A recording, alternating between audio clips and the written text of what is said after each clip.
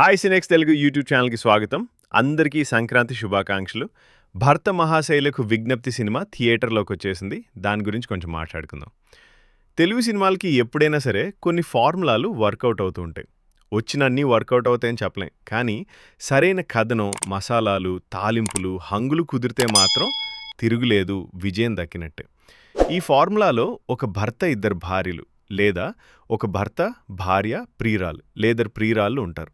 Hero మధ్యలో నలిగిపోతూ ఉంటాడు. Hero తెలుసో తెలియకో చేసిన ఒక తప్పుతో టార్చర్ని అనుభవిస్తూ వినోదం పంచుతాడు. ఈ ఫార్ములాలో కామెడీ సీన్లకు కొదవ ఉండదు. రాసుకున్న వాళ్ళకి రాసుకున్నంత, చేయగలిగిన వాళ్ళకి చేసుకున్నంత, అంత పొటెన్షియల్ ఉన్న జానర్ ఇది. ఈ జానర్ అనగానే సినీ ప్రియులకు మొదట గుర్తుకొచ్చేది శోభన్ బాబు. ఒక్కొక్క జానర్కు కొంతమంది బ్రాండ్ అంబాసిడర్లు ఉంటారు.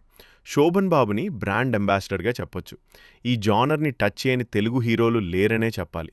కమల్ హాసన్, చిరంజీవి, బాలకృష్ణ, నాగార్జున, వెంకటేష్, జగపతి బాబు లాంటి సీనియర్ హీరోలు అందరితో పాటు కుర్ర హీరోలు కూడా ఈ జానర్ని టచ్ చేసి హిట్స్ కొట్టిన వాళ్లే. ఇంతకుముందు చేసినా కూడా రవితేజ మరోసారి ఈ ఫార్ములాతోనే వచ్చాడు. రవితేజ నమ్మకం నిజమైంది. సినిమా వర్కౌట్ అయింది. యూత్కి తప్పకుండా నచ్చుతుంది. ఈ సినిమా యువతకి నచ్చడానికి 3 ప్రధాన కారణాలున్నాయి. Tirumala Kishore writing number 1, number 2 Raviteja energy, number 3 Dimple, ఆష్కాల్ అందచందాలు. హిలేరియస్గా అవుట్ అండ్ అవుట్ కామెడీతో సాగిపోతుంది ఫస్ట్ హాఫ్. రవితేజ, వెన్నెల కిషోర్, సత్య, ఆష్కాల్ మీదే నడుస్తుంది కదంతా. వ్యాపార నిమిత్తం స్పెయిన్ వచ్చిన రామ సత్యనారాయణ అంటే మన రవితేజకు ఆష్క కలుస్తుంది. అదే బిజినెస్లో ఉన్న ఆష్కకు హెల్ప్ చేస్తూనే ఆష్క ద్వారా తన పని నెరవేర్చుకుంటాడు. అనుకోకుండా ఒక వర్షం కురిసిన రాత్రి. సారేండి, అది పాత సీన్. ఇప్పటి ట్రెండ్ ప్రకారం ఒక మందు కొట్టిన రాత్రి. ఇద్దరు ఫిజికల్గా ఒకటవుతారు. అప్పటికే రవితేజకి పెళ్ళై ఉంటుంది. రవితేజ భార్య డింపుల్ భర్తను శ్రీరామచంద్రుడిలా భావించే భార్య. తర్వాత ఆష్క ఇండియా రావటంతో అసలు కథ మొదలవుతుంది. ఆష్కతో తన పెళ్ళయింది అన్న విషయం దాచలేక ఇటు తన వన్ నైట్ స్టాండ్ గురించి భార్యకి తెలియకుండా జాగ్రత్త పడుతూ, మేనేజ్ చేస్తూ రవితేజ ఏం చేశాడు, చివరికి ఏం జరిగింది అన్నది మిగతా కథ.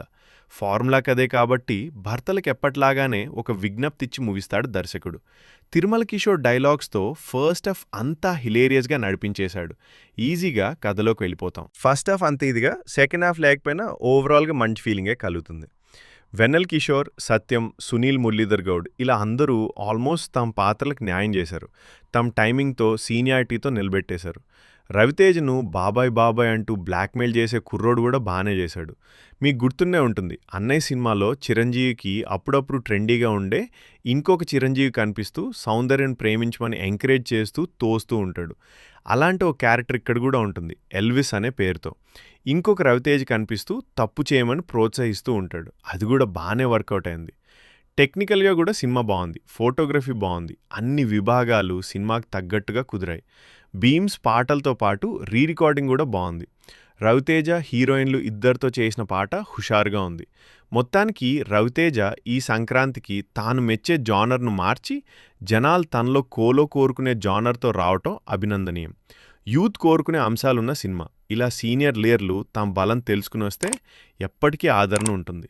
మొత్తానికి సంక్రాంతి బరిలోకి దిగిన రవితేజకు మంచి స్థానమే దక్కేటట్లుంది. All the best. Thank you. జై హింద్, జై భారత్. ఇలాంటి ట్రైలర్ అప్డేట్స్, రివ్యూలు, తెలుగు సినిమా విశేషాల కోసం మా సినెక్స్ తెలుగు యూట్యూబ్ ఛానల్ను ఫాలో అవ్వండి. లైక్ చేయండి, సబ్స్క్రైబ్ చేయండి, మీ అభిప్రాయం ట్రైన్ చెప్పండి. మార్ట్ మైన్స్, నిజమైన రుచి. మనసుకు హాయినిచ్చే మిఠాయిలు, మూడ్ను ఇంకా బెటర్ చేసే రుచి.